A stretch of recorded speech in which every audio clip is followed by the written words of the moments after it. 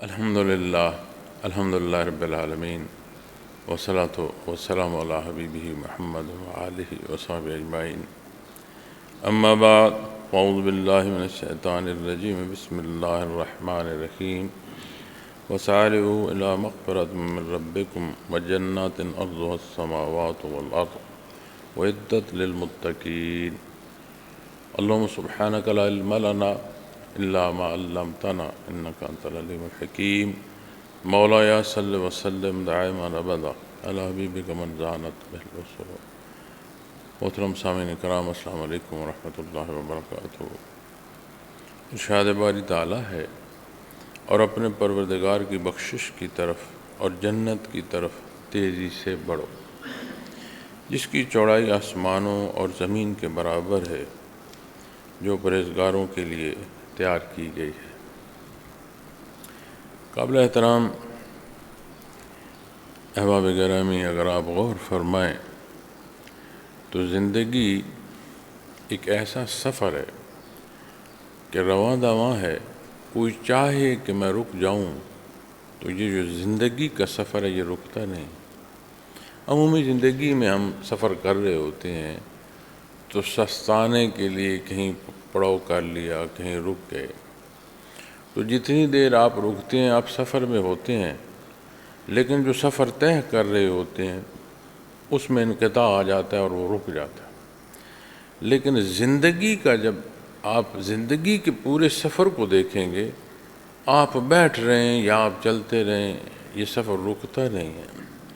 اور عجیب بات ہے کہ جوں اس عالم خلق کی عمر پوری ہو رہی ہے، وقت وہی ہے، لمحات وہی ہیں، ایام اور رات اور طوالت وہی ہے، لیکن اس تیزی سے گزر رہا ہے کہ کل جب میں اٹھ رہا تھا دفتر سے تو میں نے انہیں کہا کہ کل کا دن جو چھٹی ہے، تو مجھے دفتر والوں نے کہا کہ کل جمعہ ہے۔ آج جمعۃ المبارک، آپ یقین مانیں مجھے کسی کا نہیں پتہ، لیکن مجھے ذاتی طور پر اتنی حیرانگی ہوئی کہ ایک ہفتہ پورا جو ہے وہ بیت گیا۔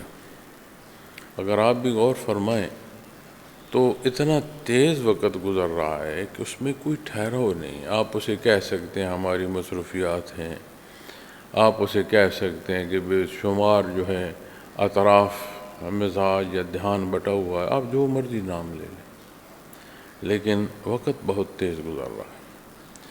پھر جب بات سفر کی آتی ہے تو ایک چلنے کا پہلو آتا ہے۔ یہ جو دنیا کی زندگی ہے یہ ایک امتحان گاہ ہے، چاہے آپ اسے اولاد کی نسبت دیکھیں، چاہے آپ اسے مال و دولت کی حیثیت سے دیکھیں، چاہے آپ ان حصوں کو دیکھیں جو حدود و قیود سے باہر۔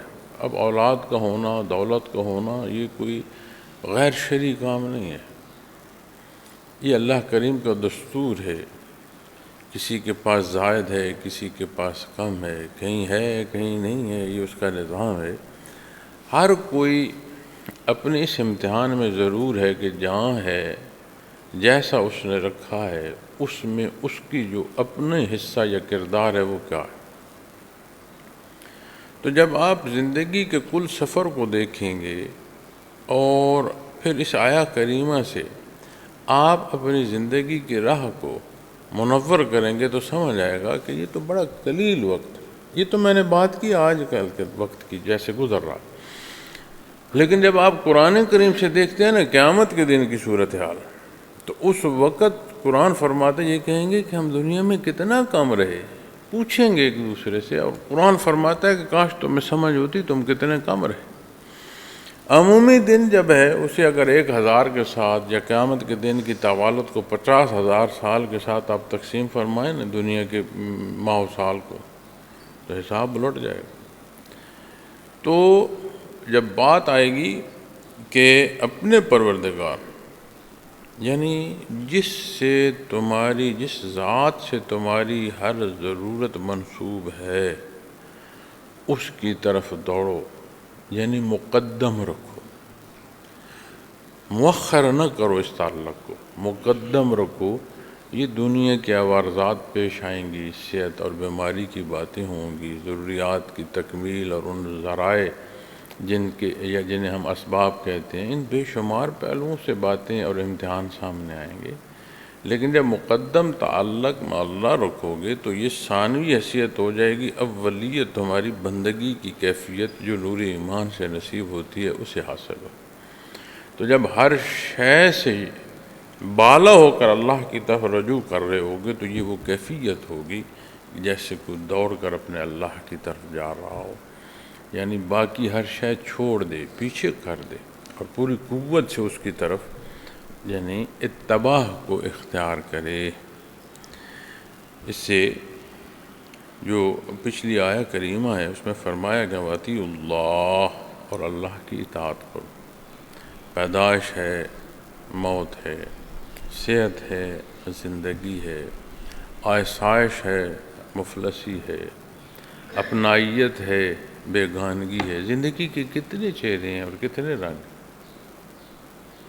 تو جب آپ بحیثیت مسلمان اللہ کریم کی اطاعت پر کاربند ہوں گے، اور یہاں فرمایا گیا ہے والرسول، اور اس کے رسول کی، یعنی تم نہیں پہنچ سکتے کہ اللہ جل شانہ نے کہاں کیا پسند فرمایا۔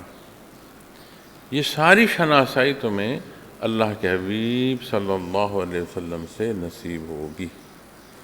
اب پھر ہم تک جب اجماع کی بات آئے گی تو خیر القرون سے ہوتے ہوئے جو اجماع امت ہے وہ ہم تک پہنچانے کا سبب۔ آج اگر کوئی یہ کہے کہ عربی کی مجھے بڑی سمجھ ہے، میں قرآن کریم سے اپنے لیے رہنمائی حاصل کر سکتا ہوں، تو یہ بات درست نہیں ہے، کیونکہ قرآن کریم کسی زبان و بیان یا گرامر کا محتاج نہیں ہے، یہ اللہ کا کلام ہے۔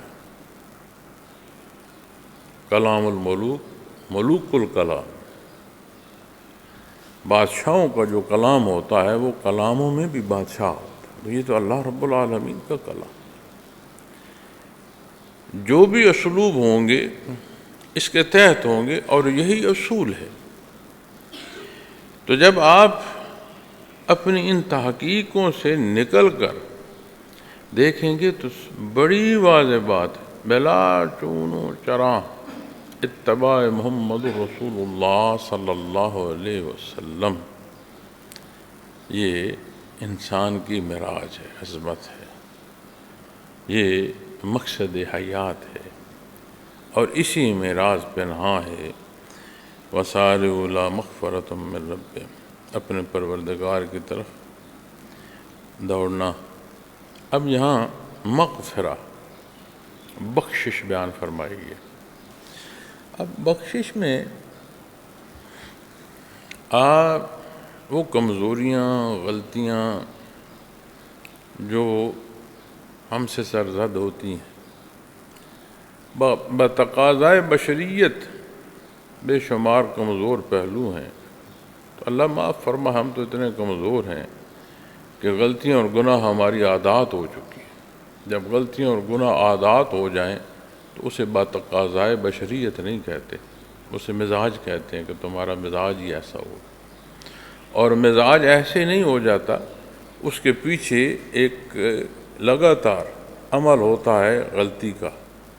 تو غلطی در غلطی جو بندہ کرتا ہے تو پھر مزاج میں غلطی کا اثر اس درجے کا پیدا ہو جاتا ہے کہ پھر وہی باتیں جو خرابی کی ہیں وہ اچھی لگتی۔ تو جب غلطیوں کی بات آئے گی تو یہ اس ذات کی طرف رخ فرمایا جا رہا ہے جس کی ذات لامحدود، جس کی صفات لامحدود، اس کی رحمت بھی تو اس کی صفت لامحدود، مغفرہ، بخشش، وہ معاف فرما۔ اب کوئی مقابل کھڑا ہو تو پھر اس نے بخشش کیا مانگی؟ بخشش کا طریقہ یا انداز یہ ہے کہ ذات چھوڑ دی جائے، کہ اپنی ذات کی نفی ہو جائے۔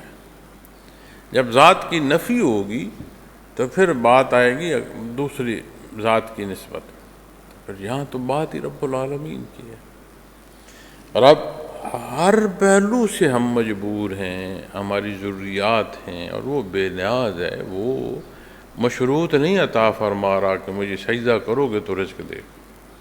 یہ تو حقیقت ہے کہ مخلوق محتاج، یہ نہیں ہے کہ کوئی مخلوق کی مظلومیت ہے، نہیں، اس نے مخلوق کو مخلوق ہونا بھی اس نے عطا فرمایا، ضروریات کا منسوب ہونا تو یہ تو بعد کی بات ہے۔ تو غفور الرحیم میں اس نے تو یہ شرف بخشا ہے۔ کتنی مخلوق ہے، یہ جو درخت ہیں، کیا یہ اس کی عبادت نہیں کرتے؟ کیا ان کی حیات نہیں ہے؟ تو کیا ان کی زندگی ایسے ہے جیسے ہم بسر کر رہے ہیں؟ تو جب آپ ان چیزوں کو دیکھیں گے تو سمجھ آئے گی کہ اللہ کریم کی اطاعت رسول میں ہے۔ اس کے بغیر اپنی پسند، یا آج آپ قرآن کریم سے ترجمہ کریں یا احادیث مبارکہ کو، یا یہ کہہ دیں مجھے قرآن کریم سے علاوہ اور کوئی بات نہیں چاہیے، یہیں سے میں سارا جو اپنی رہنمائی حاصل کروں گا، تو یہ اپنے آپ کے ساتھ زیادتی ہوگی، کیونکہ اس سے حقیقت کو آپ نہیں پہنچ پائیں۔ اللہ کی اطاعت اللہ کے حبیب صلی اللہ علیہ وسلم کی اطاعت میں لعلکم ترحمون، یہ رحم کا سبب ہوگا۔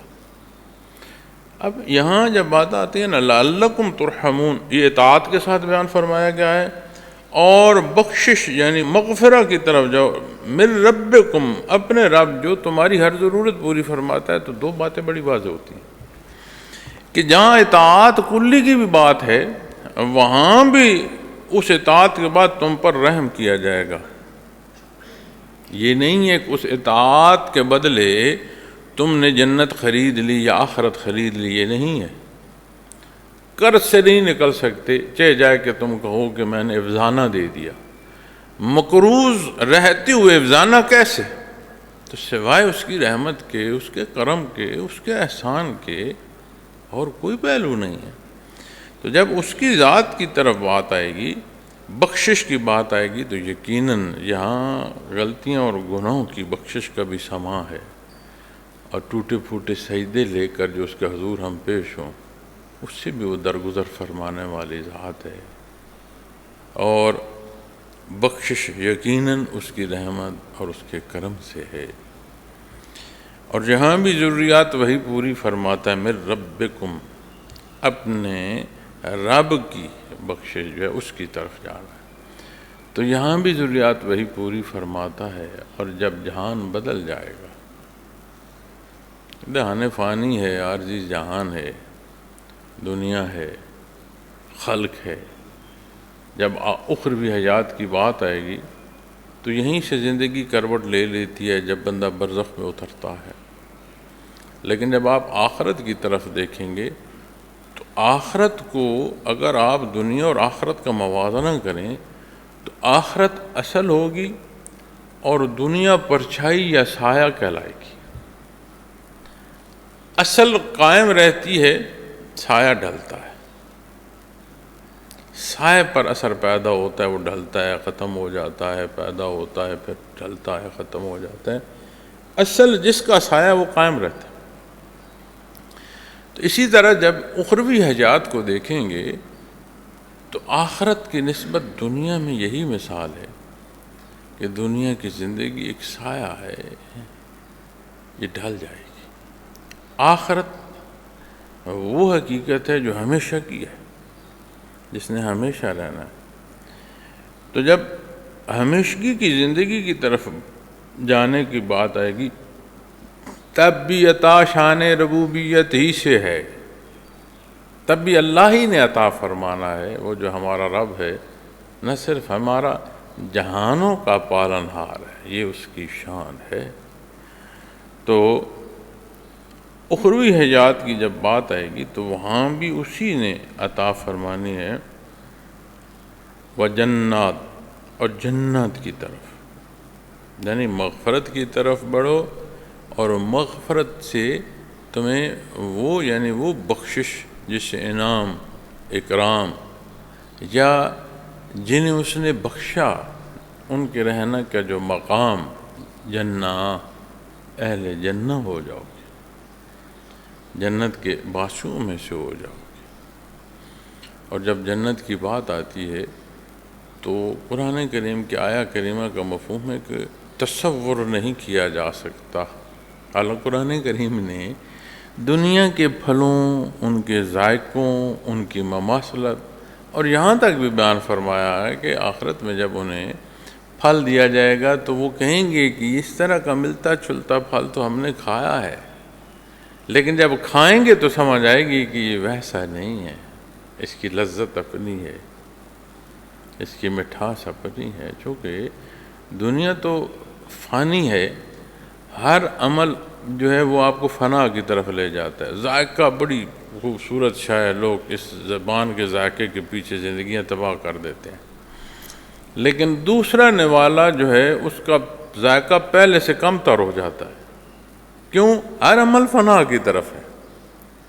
آپ جسے مرضی دیکھ لیں، جسے خریدیں گے وہ فنا کی طرف چل رہا ہو، لیکن جنت کی نعمتوں میں جب فرمایا جاتا ہے کہ ہر لمحہ جو ہے ترقی ہے، تو پھر وہ ترقی ذائقے میں بھی اس درجے کی آئے گی کہ ایک لقمہ جو ہے اس کی جو لذت اور ذائقہ وہ بڑا اعلیٰ ہے، دوسرا لقمہ جو ہے اس سے اور اعلیٰ ہوگا، اس کا ذائقہ اور اعلیٰ ہوگا۔ تو جب اللہ کی بخشش کی بات آئے گی تو یہ سمجھ آتی ہے کہ صرف اس کی ذات سے منسوب اور توقع صرف اس کی ذات سے، اپنی طرف نہ دیکھو۔ اپنے رکوع و سجود، اپنی عبادات، اپنی تسبیحات، اپنے ختم شریف، اپنے نوافل ادھر نہ دے، ادا کرو، اخلاص سے ادا کرو، پورے شوق عبادت سے ہو، محبت و عقیدت بندگی کے پہلوؤں سے مزین ہوں، یقیناً ہوں۔ لیکن انہی پر اگر یہ خیال یا گمان آ جائے کہ یہی میرے سجدے اور میری عبادات یا مجھ جیسا کوئی نہیں، یہاں پھر بندہ مار کھا جاتا ہے۔ تو مغفرہ، بخشش، تو بخشش ہر دو پہلو سے ضرورت ہے۔ اعمال صالح کے ساتھ مغفرت کو دیکھو گے تو جو اللہ کی شان ہے اس کے مطابق کیا ہماری عبادت ہے؟ بات سمجھ آ رہی۔ پھر جب اپنی کمزوریوں کو دیکھیں گے تو اس کا تو پلڑا ویسے بھاری ہے، تو پھر سمجھ اور بڑھ جائے گی کہ نہیں، اللہ ہی کی ذات ہے جو ہمیں بخشتا۔ نبی کریم صلی اللہ علیہ وسلم جلوہ افروز ایک اعرابی تشریف لائے، اعرابی یعنی باہر سے، دہی مدینہ منورہ سے باہر سے۔ تو انہوں نے عرض کی، یا رسول اللہ صلی اللہ علیہ وسلم، روز معاشر حساب اللہ خود لیں گے؟ کیونکہ دنیا اسباب سے ہے نا جی، ہر شے اللہ دے رہا، لیکن ہمارے سامنے تو اسباب ہے۔ تو جو اس کی مخلوق یا فرشتے ہیں جو سارے انتظامات میں ہیں، تو کیا معلوم یہ سارا حساب ان کے سامنے ہو۔ تو انہوں نے عرض کی کہ کیا قیامت کے دن حساب اللہ کریم خود لیں گے؟ اور نص قرآن سے ثابت ہے ہر ایک نے اللہ کے حضور پیش ہونا ہے، ہر ایک نے پیش ہونا۔ آپ صلی اللہ علیہ وسلم نے فرمایا کہ ہاں، ان کا مضطرب جو ان کی کیفیت تھی وہ خوشی میں بدل گئی، اور انہوں نے عرض کی کہ پھر تو یا رسول اللہ صلی اللہ علیہ وسلم پریشانی کی بات ہی کوئی نہیں، جب اللہ نے حساب لینا ہے غفور الرحیم ہے، وہ تو بخش دے گا۔ کوئی اور حساب لے گا تو وہ تولتا رہے گا کہ لے کر کے آ گئے ہیں اور بدلہ کیا ہے۔ ہاں جی، تو جب اللہ کریم حساب لیں گے تو غفور الرحیم ہے، پھر وہ راحت دے دیں گے، وہ معاف فرما دیں گے، وہ بخش دیں گے۔ اب یہ تعلق کی بات کہنے پر نہیں، یہ بات تعلق کی ہے۔ یہ الفاظ بہت خوبصورت جو بندگی کی کیفیت اور اعلیٰ کیفیت ہے، یہ اس کا اعلان ہے۔ اللہ کریم یہ تعلق عطا فرمائے کہ بندگی کی یہ چاشنی ہمیں اپنی زندگیوں اور اعمال میں نظر آئے۔ ارضها السماوات والارض، جس کی چوڑائی آسمانوں اور زمین کے برابر ہے۔ عربی میں ایک مثال دی جاتی ہے 70 سے زائد، یہ آپ کو اجر اور ثواب میں بھی روایات میں ملے گی۔ 70 ایک شمار ہے، 70 سے زیادہ جب آپ محاوراتی پہلوؤں میں لیتے ہیں تو اس کا مطلب یہ نہیں ہے کہ 70 سے ایک زائد ہے، 2 زائد ہے، اس کا مطلب یہ ہوتا ہے کہ بے حساب۔ اب یہاں جنت کی جب وسعت کی بات آئی تو فرمایا گیا کہ آسمان و زمین، کہ جس کی چوڑائی آسمانوں اور زمین کے برابر ہے۔ اب زمین اور آسمان کی جو وسعت ہے، اسی آپ صرف زمین کو نہ دیکھیں، آپ اس آسمان دنیا کو جب دیکھتے ہیں تو اس پر ہی ستارے اور سیارے اتنے بڑے ہیں کہ ان کے سامنے اس زمین کی جو حیثیت ہے وہ ایک شاید صحرا کے ایک ضلع کے برابر آ رہی ہے۔ 7 علی ترتیب آسمان ہے، زمین ہے، آپ اس زمین کے جس خطے پر چلے جائیں آپ کو آسمان اوپر نظر آئے۔ اس کا مطلب ہے کہ جیسے زمین کی گولائی ہے، اسی طرح یہ آغوش ہے پوری آسمان کی جس نے اسے ہر طرف سے گھیر رکھا، اور اس کی اتنی وسعت ہے، تمام جدت کے باوجود جانا نہیں، دیکھنے کے لیے بھی کوئی ایسا آلہ ایجاد نہیں ہو سکا جو اس کی وسعتوں کو دیکھ سکے۔ آسمان دنیا کی بات کر رہا ہوں۔ پھر جب اللہ ترتیب 7 آسمانوں کی بات آئے گی تو بندے کی وہ جو مسافت یا فاصلوں کے اعداد ہیں نا، وہ سر گھوم جاتا ہے، وہ بندے کے اشاریے جو ہیں وہ مکس ہو جائیں گے، سمجھ نہیں آئے گی کہ یہ وسعت کتنی ہے۔ زمین و آسمان کی وسعت کی جب بات آتی ہے تو یقیناً جب اللہ نے فرمایا ہے تو اس کا عرض اتنا چوڑا ہو، لیکن جب آپ اسے دوسرے پہلوؤں میں دیکھیں گے جس میں فرمایا گیا کہ جیسے صبح اور شام بالغدو والآصال، اسے جب آپ محاوراتی پہلوؤں میں دیکھتے ہیں تو ہمہ وقت بنتا ہے۔ تو جب ان وسعتوں کو جن کو ہم ماپ ہی نہیں سکتے ان کی بات آتی ہے تو سمجھ آتی ہے کہ بہت وسیع ہے، ہم نہیں سوچ سکتے، تو کیا پہلے آسمان کو جو نہ سوچ سکے 7 کو سوچ لیں گے؟ اس کا مطلب ہے کہ بے حساب ہے، تمہارے حساب میں وہ جو رحمت ہے، وہ جو بخشش ہے یا وہ مقام ہے جنت، وہ تمہارے حساب سے باہر ہے۔ اب بعض نے اب دیکھیں نا، قرآن کریم کی آیات ہیں نازل ہوتی ہیں، ایمان بھی بڑھاتی ہیں ایمان بھی بڑھاتی ہیں اور بندے کے لیے امتحان بھی بن جاتی ہے، انہی سے ہدایت بھی نصیب ہوتی ہے اور بندے بے ہدایت ہوتے ہیں۔ کسی نے سوال کیا کہ یہ جو قرآن کریم میں جنت کی چوڑائی آسمانوں اور زمینوں کی بیان کی گئی ہے تو آپ صلی اللہ علیہ وسلم نے تو ایسا ارشاد فرما دیا، پھر دوزخ کی تو جگہ بچی کوئی نہیں، وہ پھر کہاں ہوگی؟ تو فرمایا گیا کہ جب رات آتی ہے تو دن کہاں جاتا ہے، یا دن آتا ہے تو رات کہاں جاتی ہے؟ رات بھی تو یہیں ہوتی ہے، دن بھی تو یہیں ہوتا ہے، کہاں جہاں اللہ چاہے گا وہیں ہوگا۔ پھر تخت و سرا کی بھی بات آتی ہے، علیین کی بھی بات آتی ہے، سجین کی بھی بات آتی ہے، کتنے پہلوؤں سے بات آتی ہے، بلندی کی بھی بات آتی ہے اور سجین کی بھی بات آتی ہے۔ تو نہ سمجھ آئے تو وہ جو ارشاد عطا کا ہے اس پر معترض ہونا تو کیسی بدبختی ہے۔ تو جب جنت کی اور کی وسعت کی بات آ رہی ہے تو اس میں ایک روایت میں یہ بھی ملتا ہے کہ سب سے آخر میں جو جنتی ہوگا اسے جو ملکیت دی جائے گی، وہ اس آخری درجے کا جو جنتی ہوگا اس کی جو ملکیت ہوگی وہ اس دنیا سے زائد ہوگی، ایک بندے کی۔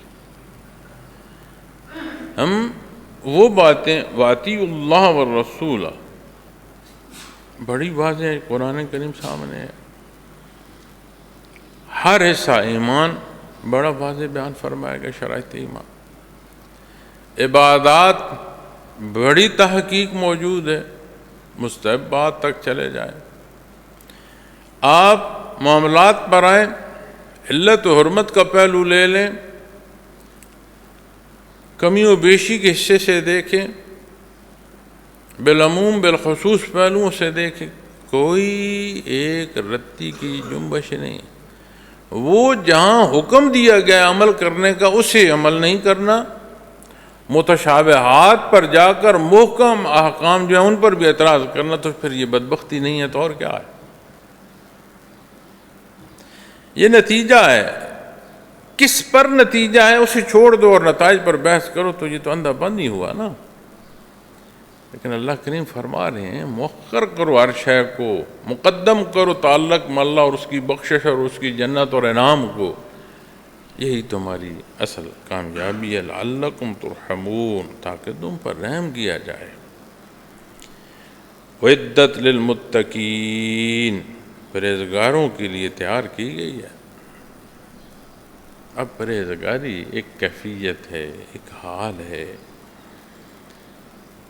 ایک اللہ کی عطا ہے۔ یہ کوئی زبردستی چھین کر کوئی نہیں لا سکتا کہ میں قوت بازو سے لے آیا ہوں۔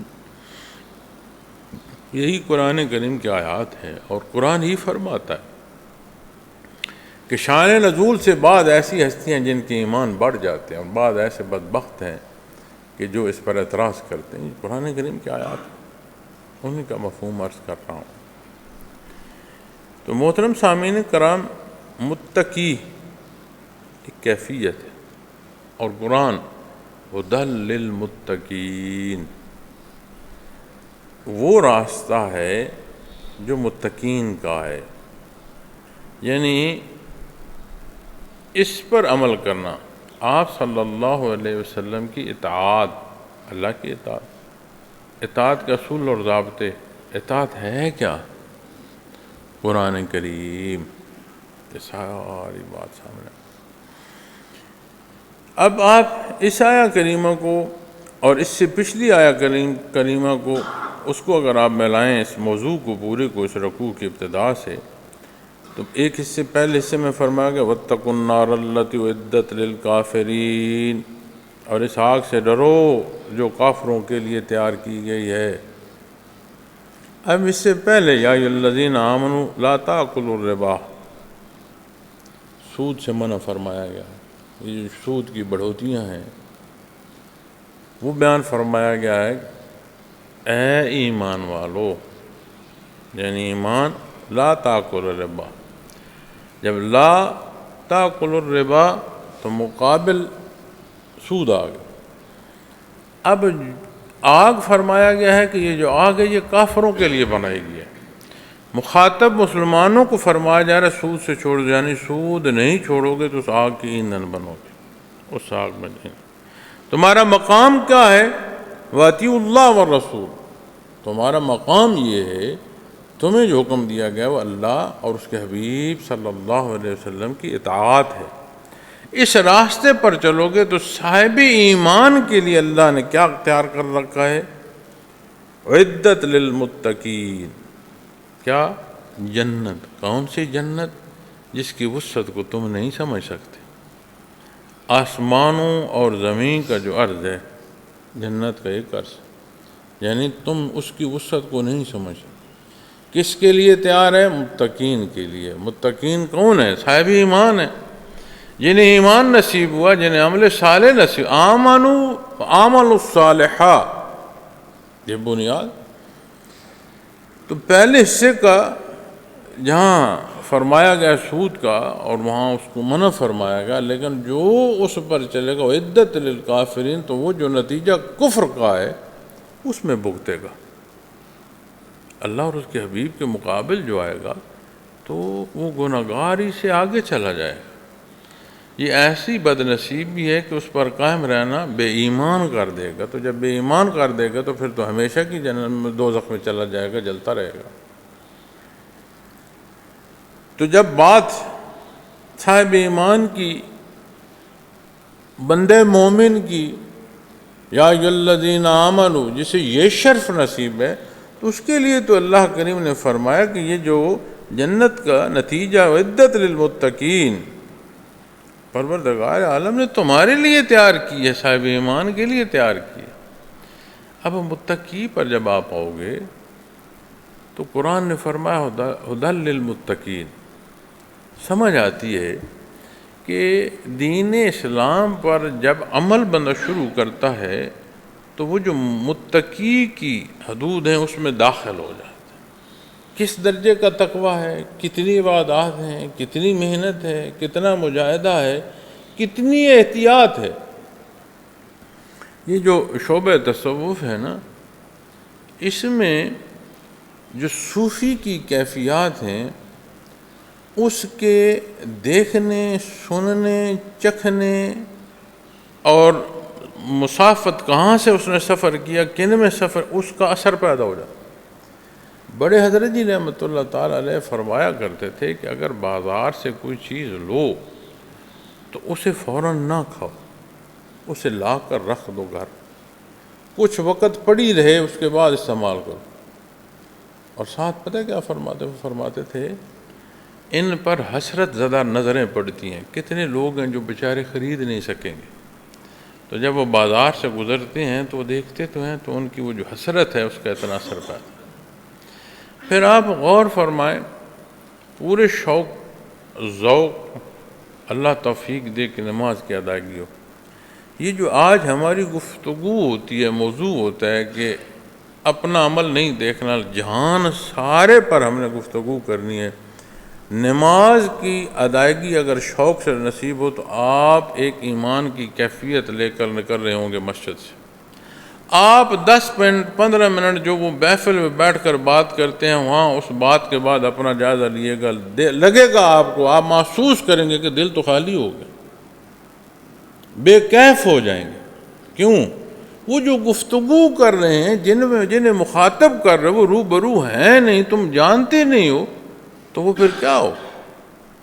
یہ جو ایک دوسرے کی کھوج میں لگے ہو، کون کیا کر رہا ہے، کیوں کر رہا ہے، کیسے کر رہا ہے، اور قرآن فرما رہا ہے وَلَا تَجَسَّسُوا، اور ہم اسی کھوج میں لگے ہیں، یہ آج کہاں گیا، اس نے کیا کیا، تو کیسے ممکن ہے کہ ایمان کی لذت رہے؟ تو برائی کے اثرات جب پیدا ہوتے ہیں تو وہ کیفیت جو ہے وہ بھی قائم نہیں رہتی، لیکن اعمال صالحہ سے جو کیفیت نصیب ہوتی ہے وہ مزید عبادت کی طرف رغبت ہوتی ہے، خوف خدا نصیب ہوتا ہے۔ اور متقی کیا ہے؟ ہر صاحب ایمان ولی اللہ ہے۔ قرآن کریم نے 2 جگہ ارشاد فرمایا، اللہ ولی الذین آمنوا، ایک دوسری جگہ بھی اسی طرح ارشاد فرمایا صاحب ایمان ولی اللہ ہے۔ تو جسے اللہ کی دوستی، ولایت کا ہے وہ تعلق جسے دوستی کا جس میں پاکیزگی ہو۔ یقیناً خالق اور مخلوق کی دوستی ایسے نہیں ہوگی جیسے ہم کہتے ہیں نا یہ تو بیٹا ہے، دوستوں جیسا ہے، تو وہ جو ہمجولی دوستی کی ہے وہ باپ اور بیٹے کی دوستی میں نہیں ہوتی، وہ والد کا تقدس اور وہ اولاد کی نسبت جو لحاظ ہے وہ رہتا ہے، لیکن اس تعلق اور اس قرب کو دوستی کہہ رہے ہوتے ہیں ہم۔ یہ جو ہم عمر دوستی ہے، یہ سب کو بھی دوستی کہہ رہے ہوتے ہیں، اور ہم دیکھتے نہیں ہیں کہ باپ بیٹا بڑا ہنس کھیل رہے ہیں، کہتے ہیں باپ بیٹے میں بڑی دوستی ہے، لیکن باپ پھر بھی باپ ہی رہتا۔ یہ تو دنیا کی بات ہے۔ جب تعلق مع اللہ کی بات آئے گی تو اللہ کی دوستی یہ نہیں ہے کہ وہ حیت بدل دے گی، مخلوق ہی رہے گی تو اس کی جو دوستی ہے وہ اطاعت میں آئے گی، اس نزاکت میں آئے گی کہ وہ لمحہ لمحہ خیال رکھے کہ ظاہر ہی نہیں باطن بھی پاک ہو۔ یہ نہیں لوگ کہتے رہے بڑا عبادت گزار ہے، یہاں پاکیزگی ہو، کوئی کہے یا نہ کہے، بارگاہ اعزی میں سجدے کو شرف قبولیت نصیب ہو، کیا فرق پڑتا ہے کسی نے کیا رائے دی؟ یقیناً ایسا عمل نہیں کرنا چاہیے جس سے لوگوں کے اندر ایک تنگی یا تکلیف دے، لیکن لوگوں ہی کے لیے اعمال جو ہیں انہیں اختیار کر لیا جائے تو ان کی اصل کہاں جائے؟ تو جب متقین کی بات آئے گی تو یہ ایک کیفیت ہے ولی اللہ کی، اور اس میں ہر آن ترقی ہوتی رہتی ہے۔ کیوں؟ اللہ کی رضا اور اس کے قرب ہے۔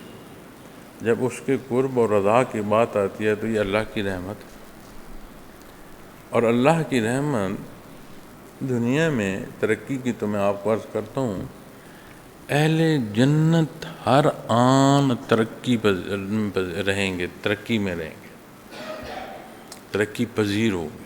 ہوتی رہے گی، ترقی حاصل ہو رہی اور ہمیشہ رہنا ہے، اور ہمیشگی کی ترقی میں قرب الہی کے منازل تکمیل نہیں ہوں گے، مکمل نہیں ہوں گے۔ اب یہ بات ہماری سمجھ میں نہیں آئے گی، کیوں نہیں آئے گی؟ اللہ کی ذات لامحدود ہے اور ہم محدود ہیں، ہمارے دماغ ہماری سوچیں محدود۔ ہمیں وہ سمجھنا ہے جو وہ حکم دے رہا ہے، اور وہ بڑا واضح ہے، اور ہمارے ذہنوں، ہماری وجود کی مطابقت سے، استطاعت کے مطابق ہے۔ تو متقی کی کیفیت آپ یہ سمجھ لیں کہ اس کے ساتھ، اس کے سامنے ایک ہی ذات بچتی ہے جو اللہ رب العالمین، باقی ہر شے ثانوی ہو جاتی ہے، اس کی حیثیت کوئی نہیں۔ اگر میرے آپ کے سامنے دنیا کی تعلقات کی، خواہشات کی حیثیت اتنی ہے، اللہ اور اس کے حبیب کے حکم سے باہر ہم جا رہے ہیں، تو آپ سمجھ لیں کہ ہم اپنے آپ کے ساتھ ظلم کر رہے ہیں۔